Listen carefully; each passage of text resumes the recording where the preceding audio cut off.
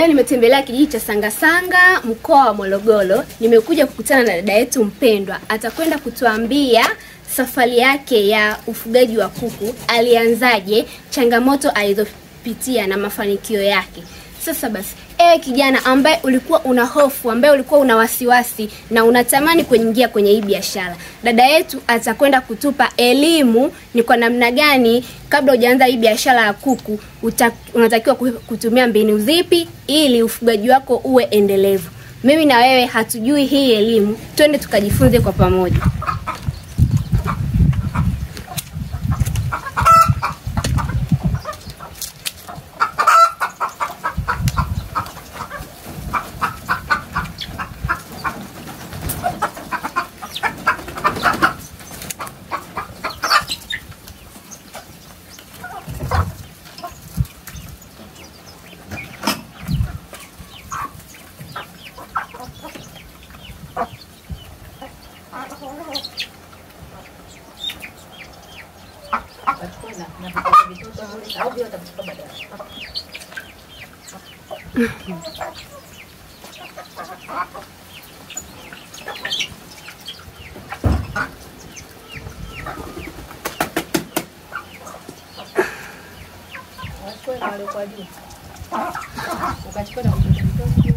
Mpendwa atajitambulisha jina lake na atatuambia safari yake ya biashara ilikuwaje. Naomba utuambie jina lako na biashara unayoiendesha. Kwa jina naitwa Justan Zangira, ni mkazi wa Morogoro. Biashara unayoiendesha ni biashara gani? Mimi naendesha biashara ya ufugaji wa kuku wa kienyeji na mayai pia. Tuambia ulianzaje hii biashara yako ya ufugaji wa kuku? Ni kitu gani kilikusukuma ukaanza hii biashara ya kuku? Mimi kwa kweli toka naishi kwenye nyumba za kupanga nilikuwa natamani sana kufuga. Ila kwa sababu nilikuwa mazingira yalikuwa yananibana, ila nilipopata eneo langu kidogo ndo nilianza na kuku wawili. Wadogo nilinunua nikafuga kuku wawili, lakini siku ninavyozidi kwenda naona wananipa faida, wanajaa mpaka sasa hivi na miliki kuku 30. Kwa idadi ya kuku ulikopo nayo ni 30. Na wazidi kuongezeka. Na watoto na vifaranga vya miezi 6 viko kama 10, na vifaranga vya miezi 3 viko kama 12, na mayai naye ya kutosha nauza pia, na kuna kuku wengine nao wanatamia pia. Kwenye biashara ya kuku kuna changamoto ambazo wafugaji wanakutana nazo, na wengine wanatamani kuingia kwenye hii biashara lakini wana hofu kutokana na changamoto wanazoziona kwa wafanyabiashara wengine. Unaweza kutuambia ni changamoto gani unazokutana nazo na unatumia njia zipi kutatua hizo changamoto? Changamoto zipo ni nyingi sana. Na wengi sana tu walikuwa nadhani kama ukifuga kuku wa kienyeji hawana changamoto. Changamoto zipo. Unachotakiwa ni kufuata tu utaratibu wa ufugaji, kwa sababu kama kuku akishatolewa tu akiwa bado vifaranga, uwape dawa ya kinga, uwape chanjo, na baada ya miezi 3 tunawapa dawa za minyoo, wakati huo unaendelea kuwapa na dawa za vitamini. Changamoto zipo nyingi sana kwa sababu vifaranga vinatolewa vingi lakini vinakuwa vichache. Na vipi hao kuku akipata magonjwa unawahudumiaje mpaka wanapona? Maana wengine tunaonaga kuku zao wanakufa. Ni njia zipi wewe unatumia mpaka kuku wako wanapona? Kwanza ukigundua kama kuna kuku anayeumwa, inabidi umtenge na wenzake, kwa sababu maradhi ya kuku wakichanganya huwa yanaambukiza kwa hewa. Kwa hiyo unaweza kukuta banda zima wanakufa, unatupa kuku wazima. Kwa hiyo utapokuwa unagundua kama kuna kuku ambaye unamwona haipo sawa, mchukue umtenge. Wakati huo unamhudumia kumpa dawa, wakati huo halali na wenzie. Yaani asishirikiane na kuku wenzie kwa njia yoyote, kwa sababu maradhi ya kuku yanatumia hewa.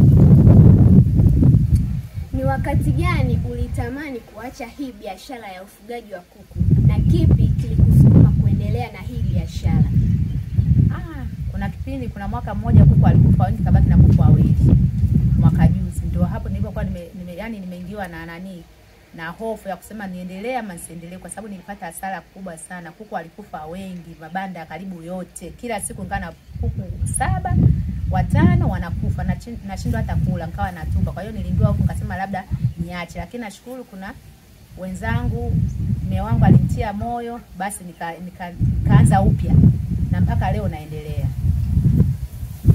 Ni mafanikio gani ulionayo kwa sasa kupitia hii biashara ya ufugaji wa kuku? Mafanikio makubwa sana, yaani makubwa kwa sababu nikipata mgeni wa aina yote mboga nakuwa nayo. Nikipata kishughuli kidogo natumia kuku wangu. Masuala ya mboga sihangaiki kwa sababu mimi muda wote sikosi mayai.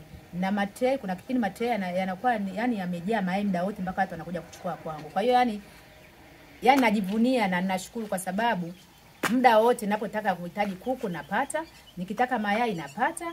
Yani kwa kweli yananisaidia sana katika shughuli zangu. Watu wakihitaji kuku muda wote huwa nauza na kuta kipato changu kinaongezeka.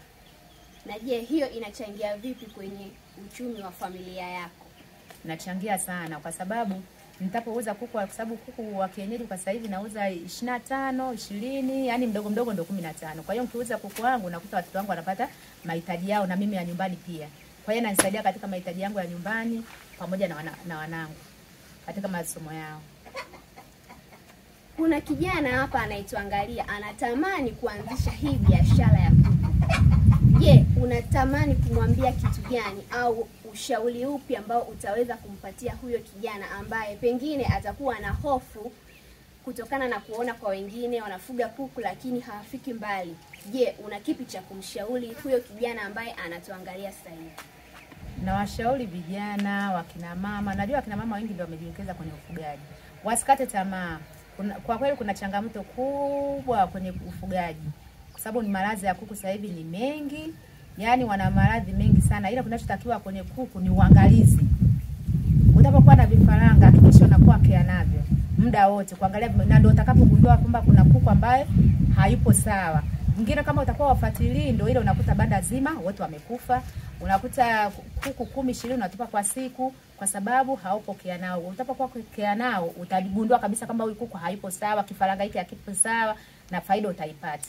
Lakini sasa ndio hivyo, kuna changamoto, gharama ni nini, hivyo ni vitu vya kawaida ambavyo kila biashara inakuwa na changamoto. Haiwezi kuwa na faida bila changamoto. Kwa hiyo wasikate tamaa.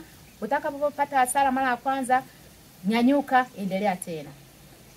Ipo siku Mungu atakusaidia, basi utanyanyuka zaidi.